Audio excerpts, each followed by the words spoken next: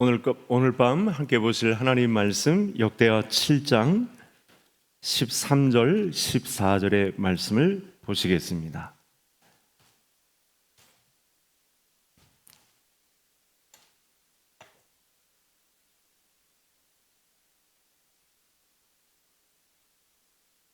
구약 성경 664면 정도 되겠습니다. 제가 13절, 성도님들 14절 읽어 주시겠습니다. 혹 내가 하늘을 닫고 비를 내리지 아니하거나 혹 메뚜기들에게 토산을 먹게 하거나 혹 전염병이 내 백성 가운데 유행하게 할 때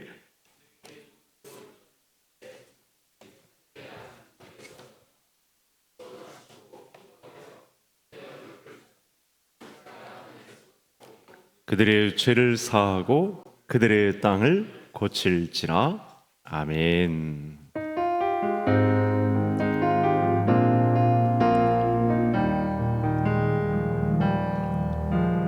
주의 아버지 그 신팔로 날 덮으시네.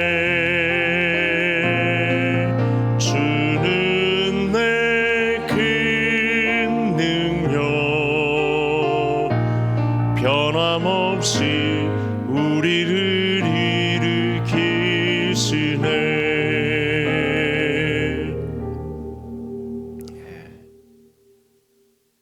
이번 한 주간 내린 비는 우리나라의 보약비였습니다. 오늘도 하나님께서 금요 기도에 나라와 민족을 위한 기도에 하나님께서 부르셨을 때 성령의 단비가 충만히 내려지고 적셔지는 그런 은혜가 있기를 간절히 소원합니다. 우리가 이 시대를 살아갈 때 마음이 참 무겁습니다. 예수님을 믿는 신자로 부름을 받아서 하나님이 주시는 말씀의 부담감이 있습니다. 교회조차 또 세상의 빛과 소금의 역할을 제대로 감당하느냐, 내가 교회의 한 사람으로 서 있는데 예수 그리스도의 향기를 뿜어내며 살아가느냐, 이런 질문을 할 때 참 마음이 무겁기도 합니다. 그런데 성경은 이런 나라의 위기를 단순한 사회 문제로 보지 않습니다. 하나님은 항상 이 문제를 영적으로 우리에게 큰 책임감을 갖게 하면서 하나님 말씀 앞에 서게 합니다. 그래서 오늘 우리는 어떤 정치적인 이야기를 하려고 모인 것이 아닙니다. 경제적인 해법을 찾기 위해서 이 자리에 나온 것도 아닙니다. 선거를 어떻게 하면 잘 치를 수 있는가, 이런 앞날을 내다보기 위해서 우리가 이 자리에 온 것도 아닙니다. 우리는 오늘도 하나님 앞에 철저하게 엎드리고 하나님의 도움을 구하기 위해서 이 자리에 나온 줄 믿습니다. 그래서 출애굽기에서 이런 말씀을 하십니다. 모세와 백성들에게 하나님께서 이런 말씀을 주시는데, 제가 우리 화면으로 한번 같이 보시며 함께 읽겠습니다. 너희가 내 말을 잘 듣고 내 언약을 지키면 너희는 모든 민족 중에서 내 소유가 되겠고 너희가 내게 대하여 제사장 나라가 되며 거룩한 백성이 되리라. 출애굽시킨 과정에 있었으면서도 이스라엘 백성들은 하나님을 크게 오해했습니다. 그 전에도 민족을 이룬 하나님의 백성들이 하나님을 오해했고, 그래서 침묵 속에 오랜 기간이 있었고 400여 년이란 시간이 흘렀었고, 그 이후에도 희한하게 믿음을 주셨음에도 불구하고 사람들은 하나님 오해하기를 반복합니다. 하나님을 어떻게 이해하냐면 이 자기들만 지켜주는 민족신, 특별히 이스라엘에게 있어서는 이 자긍심이 굉장히 대단합니다. 나머지 이방에 해당하는 이스라엘을 벗어난 다른 나라 모든 열방 가운데 있는 사람들은 이 혜택을 받지 못하는 것으로 자기들만을 위하는 신이지 열방을 위한 신으로 생각하지는 않았습니다. 그래서 전쟁에서 승리하게 하시고 또 먹을거리를 주시고 자신들의 안전을 보장해 주는 그런 물씬 정도로 하나님을 격화시키는, 그렇게 이해하는 일들이 이스라엘에 있었습니다. 그러나 어디 하나님께서 이스라엘만의 하나님이 되신다는 그런 보장이 성경 어디에 적혀 있습니까? 하나님은 대한민국의 하나님이시기도 하시고 열방의 하나님이시죠. 온 우주를 통치하시는 하나님이시죠. 그래서 이스라엘을 이 애굽 땅에서 건져낸 이유가 있습니다. 단순히 편하게 잘 먹고 살기 위해서, 그들의 안연한 삶만을 조성해 주시기 위해서 그들을 애굽 땅에서 불러내신 것이 절대 아닙니다.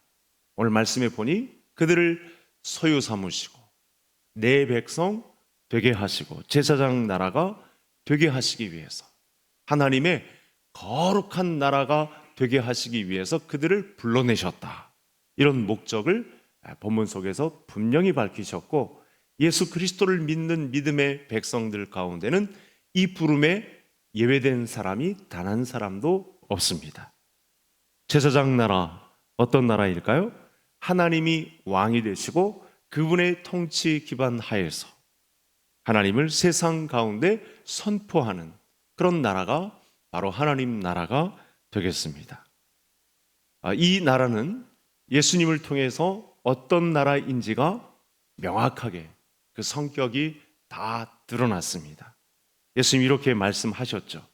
예언에 의해서 포로된 자를 자유케 하고 눈먼 자를 보게 하고 눌린 자를 살리는 그런 나라가 내 나라다.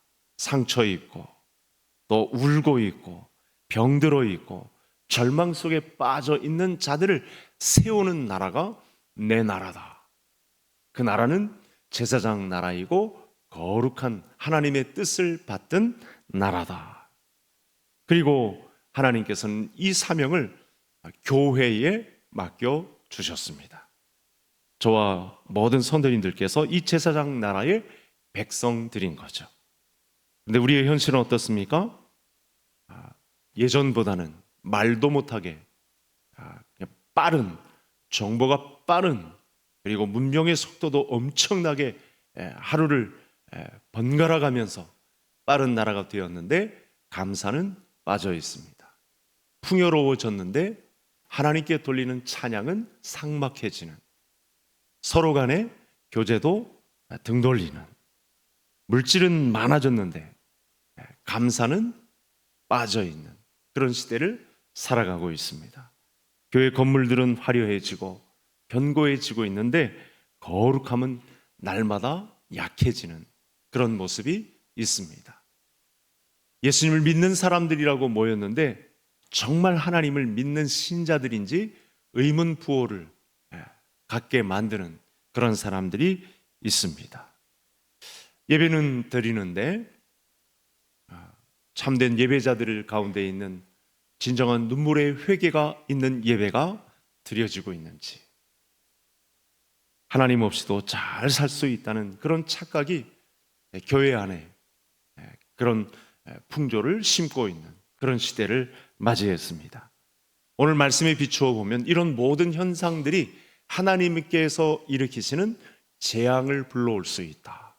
하나님이 일으키시는 재앙 가운데 있을 수 있다라는 엄중한 말씀을 보여주고 있습니다. 저와 성도님들이 이 나라와 민족을 위한 기도의 부담감을 안고 떠안고 온 이 시간에 우리가 받고 있는 그런 이 세상의 현상들, 또 예사롭지 않은 그런 조류들, 이런 모든 모습들을 보면서 성도님들이 다 부담감을 안고 왔는데 오늘 말씀 가운데에서 이게 도대체 어떻게 된 일인지 우리가 알 수 있습니다.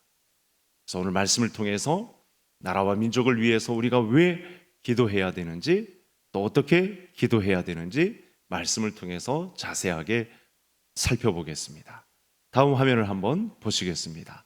같이 우리 13절 같이 읽겠습니다. 혹 내가 하늘을 닫고 비를 내리지 아니하거나 혹 메뚜기들에게 토산을 먹게 하거나 혹 전염병이 내 백성 가운데 유행하게 할 때. 여기서 오늘 본문에서 중요한 것은 재앙 자체에 무게가 있는 것이 아닙니다. 핵심은 하나님께서 하늘을 닫으실 수 있다. 여러분, 이스라엘은 비가 안 오면 큰일 납니다. 천수답이라고 하죠.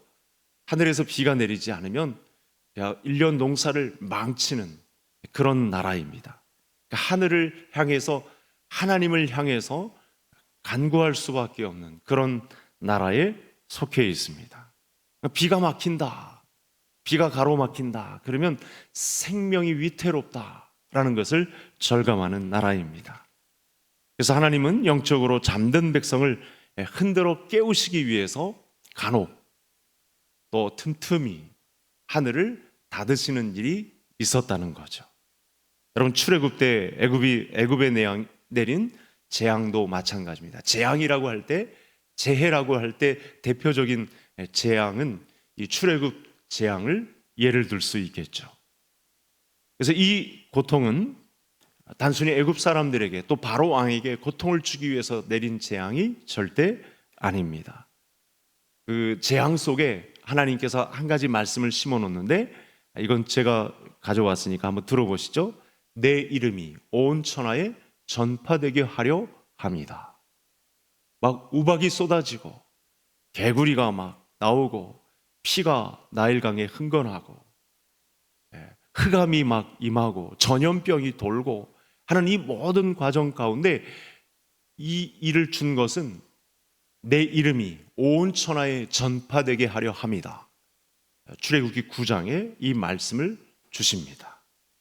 애굽은 우상으로 가득한 나라였습니다. 바로가 신이 되려 했던, 사람들도 그것을 추앙하려 했던 움직임이 있던 나라였습니다. 그런데 우박을 내리시고, 우박도 내린 동시에 불도 내립니다. 하늘을 흔드시고 선언하십니다. 세상에 하나님은 나 여호와 유일한 나 혼자다. 이렇게 선포하시는 가운데 재해가, 재앙이 온 나라에 가득하게 되는 것이죠. 문제는 무엇입니까? 여러분, 사람들이 이 재앙을 경험하고도 회개하지 않습니다. 하나님의 이름을 부르지도 않고 하나님께 돌아오지도 않습니다. 그 순간의 면피를 위해서 잠시 두려워하고 잠시 고백하는 순간은 있는데 그 이후로 사람들이 하나님께 완전히 돌아서지 않습니다. 우박이 멈추면 다시 언제 그랬냐는 듯 돌아섭니다. 흑암이 없어진과 동시에 곧바로 하나님을 모른 척합니다. 여러 가지 재앙이 반복되는 과정 속에 금방금방 마음이 변해서 하나님을 모른다고 합니다. 여러분, 오늘 시대도 그렇지 않습니까? 전쟁의 소문이 들리고, 우리가 전염병을 지내온 지 얼마 되지도 않았는데, 이렇게 경제가 흔들리는데, 이렇게 전쟁의 소문이 난무한데 사람들이 하나님께 돌아오지 않습니다. 무서운 것은 교회를 구성한 사람들 입장에서조차 견고한 믿음으로, 담대한 믿음으로 하나님은 나 오직 여호와 뿐이니라 라고 하는 이 신앙에 기대지 않는 불신자와 동일한 수준의 바탕을 두고 살아간다는 사실입니다. 여러분, 그러나 하나님께서 하늘을 닫으시면 사람은 아무것도 아니게 된다는 사실이죠. 하나님께서 비를 내리지 않으시면 세상은 난리가 납니다. 하나님의 긍휼에 의해서, 또 은혜에 의해서 여러분, 이렇게 이번 주에도 비가 내렸다는 사실입니다. 하나님께서 하늘을 닫으시면 살 자가 생명이 끊겨지는 무서운 시간이 주어진다는 사실이죠. 그래서 앞으로 자연 재해라고까지 할 것 없고 이슬이 내리고 바람이 불고 비가 내리고 또 미세먼지라 할지라도 또 태풍이 분다 할지라도 이 모든 천체를 쥐고 운행하시는 하나님 앞에 감사와 찬양과 나를 바꾸시려는 움직임이 이 하늘을 열고 닫으시는 문제 가운데 속해 있다는 사실 앞에 감사와 찬양과 하나님과의 교제가 더 깊어지는 우리 모든 성도님들 되시기를 바랍니다. 이 모든 문제를 아우를 수 있는 문제가 있습니다. 하나님께서 하늘을 닫으시면 큰일 나는 거죠. 그러니 우리는 저는 하나님 앞에 엎드릴 뿐입니다. 하나님의 선처를 바랄 뿐입니다. 이렇게 나서야 한다는 사실입니다. 자, 다음 화면을 한번 보시겠습니다. 오늘 말씀 속에서 두 구절이지만 놀라운 이 시대를 간파하고 돌파할 수 있는 놀라운 말씀을 주시는데 이 말씀입니다. 같이 읽겠습니다. 내 이름으로 일컫는 내 백성이. 하나님은 사실은 세상보다 교회를 먼저 바라보시죠. 나라가 흔들릴 때 하나님은 정치인을 찾지 않습니다. 유능한 경제인을 찾지 않습니다. 이 위기를 돌파해낼 카리스마 있는 지도자를 세우지 않습니다. 내 백성을 교회를 통해서 찾으시죠. 기도하는 한 사람을 하나님께서는 내 백성 중에서 바라보신다는 사실입니다. 하나님이 찾으시는 사람이 누구입니까? 함께 힘을 모아서 기도하기를 즐겨하는 사람. 이 한 사람을 찾으시는 하나님이신 줄 믿으시기를 바랍니다. 그래서 예수님께서 이 말씀을 하셨어요.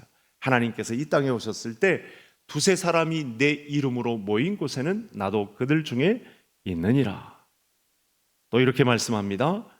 이는 힘으로 되지 아니하며 능으로 되지 아니하고 오직 나의 영으로 되느니라. 여러분, 우리 대한민국의 회복은 이 세상의 논리로, 이 세상의 지략으로, 이 세상의 경제 원리로 세워지지 않습니다. 오직 하나님의 영으로 되는 줄 믿으시기를 바랍니다.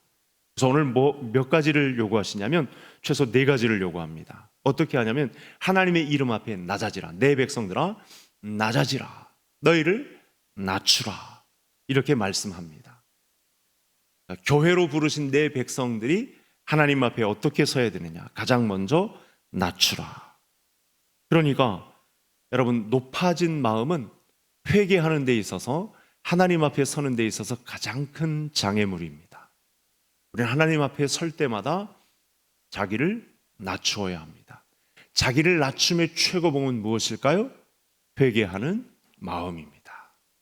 우리가 누구를 또는 나라를, 이런 시스템을, 관리 시스템을 한탄하고 지적하고 막 욕하고 손가락질 하는 게 아니라 이 모든 문제의 선봉에 제가 있습니다.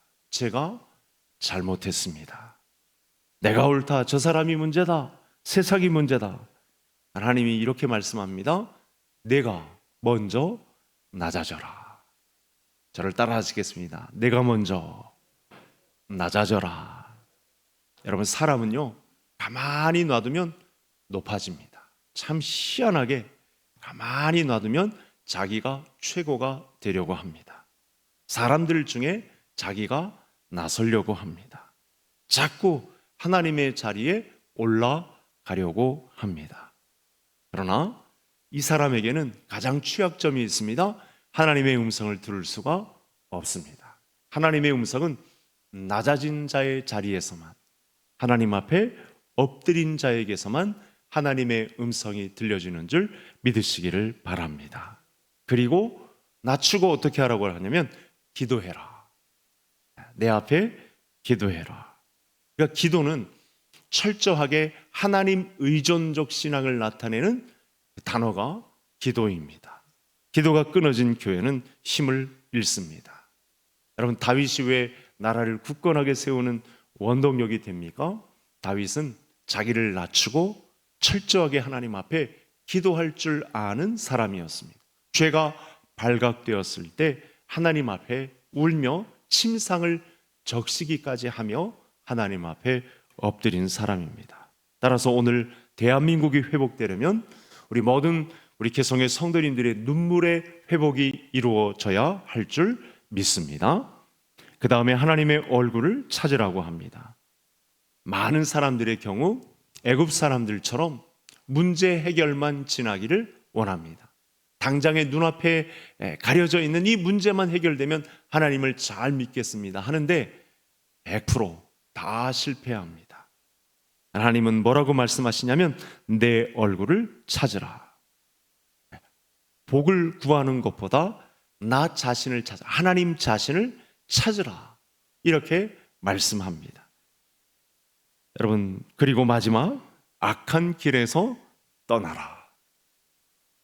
회개는 단순히 눈물만 흘리는 것이 아니고 회개는 방향을 바꾸는 것이죠. 가던 길에서 돌이키는 것입니다. 그것이 완전한 회개입니다. 죄를 붙든 채 은혜를 구할 수 있는 자리는 없습니다. 우리 기독교 신앙에 죄를 달고 있는 채 하나님의 은혜가 있다, 어불성설입니다. 그런 경우는 없습니다. 오늘 말씀의 핵심이 되겠습니다. 하나님은 무너진 나라보다 먼저 무너진 교회를 회복하기를 원하시는 거죠. 저와 성도님들의 마음이 이렇게 하나님 앞에서 낮추라 라고 하시는 모습을 발견할 수 있습니다. 그러면 어떻게 될까요? 그 다음은 마지막 화면을 보시겠습니다. 같이 14절 하반절 읽겠습니다. 내가 하늘에서 듣고 그들의 죄를 사하고 그들의 땅을 고칠지라. 여러분, 이 약속이 얼마나 놀라운 약속인지 모릅니다. 아마 성도님들도 한 주간 지내면서 이런 생각에 골몰했던 분들이 있으실 거예요. 이 나라를 어찌할꼬, 이 전 세계 지구촌을 도대체 어떻게 해야 할까? 하나님은 우리 믿는 자들의 신원을 듣고 계시는가? 이런 깊은 묵상을 했던 분들이 분명히 있을 것입니다. 그런데 하나님은 들으시고 용서하시고 회복하시는 분입니다.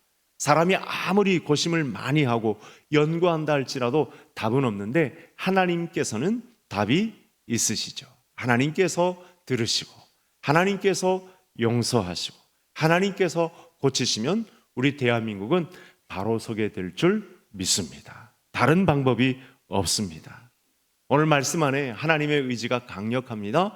이 병든 나라를, 이 병든 지구촌을 고치겠다, 살려주겠다 라고 하는 그런 믿음이, 그런 은혜에 의한 믿음의 선포가 강력하게 나타나 있습니다.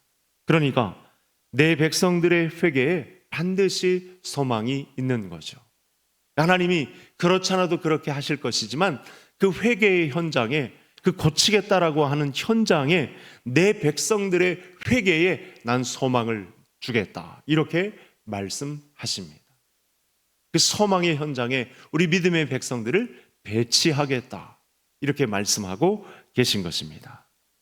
사랑하는 성도 여러분, 나라가 어렵다고 말하기 전에 우리 모든 성도님들의 무릎이 먼저 꿇어지는 그런 역사가 있기를 간절히 소원합니다. 하나님은 지금도 이 땅을 위해서 울며 하나님이 이 땅을 고치기를 간절히 간구하는 그 한 사람을 찾고 계십니다. 이 와중에, 이 전쟁통 속에, 이 어려움 속에, 이 위기 속에 하나님은 무릎 꿇고 하나님의 도움을 구하는 내 백성 중에 기도하는 그 사람에게 소망을 걸고 계십니다. 그런 사람들이 있었습니다. 우리 믿음의 조상들 중에 느헤미야처럼 무너진 성벽을 보고 가슴을 치며 늦었더라도 고국 본토로 돌아와서 이걸 고치시는 하나님 앞에 모든 백성들이 참여하게 하는 일에 쓰임을 받았던 느헤미야처럼, 에스더처럼 민족을 위해서 금식하며 죽으면 죽으리이다, 죽을 각오를 하고 민족을 위해서 기도했던 한 사람을 찾고 있습니다. 여러분, 에스겔처럼 마른 뼈가 가득한 그 골짜기 가운데 이미 늦었구나, 다 죽었구나 라고 싶을 그때에 생기를 불어넣으신 하나님을 불러오는 그런 기도를 가지고 접근했던 에스겔 같은 사람을 쓰시고 계십니다. 어쩌면 오늘날 우리 대한민국과 또 하나된 유니온 교회의 지구촌 상황은 에스겔 37장에 나온 그 골짜기와 같은 마른 뼈들이 즐비한 그런 시간과 같다고 하겠습니다. 그러나 하나님께서 생기를 불어넣으시는 성령의 바람이 불면 다 쓰러져 가고 이미 늦었다 생각하고 다 포기했다 싶을 그 순간에도 성령의 바람이 불면 살아나게 될 줄로 믿습니다. 교회가 깨어나면 나라는 살아납니다. 우리 대한민국이 이 경험을 여러 차례 경험을 했습니다. 그래서 대한민국의 희망은 정치가 아닙니다. 경제력이 결코 아닙니다. 오직 하나님만이 우리 대한민국을 살리실 줄로 믿습니다. 그래서 오늘 우리 성도님들이 먼저 낮아지고 회개의 자리로 가시고 때로는 금식을 불러오기도 하고 예전 우리 믿음의 조상들이 가졌던 이 복음의 야성을 회복하는 자리에서 하나님의 얼굴을 구하고 기도하는 자리로 돌아가서 하나님이 일으키시는 성령의 바람이 가득한 우리 대한민국을 이루어 가시는 우리 개성의 모든 가족들 되시기를 주의 이름으로 축복합니다. 이 말씀을 가지고 하나님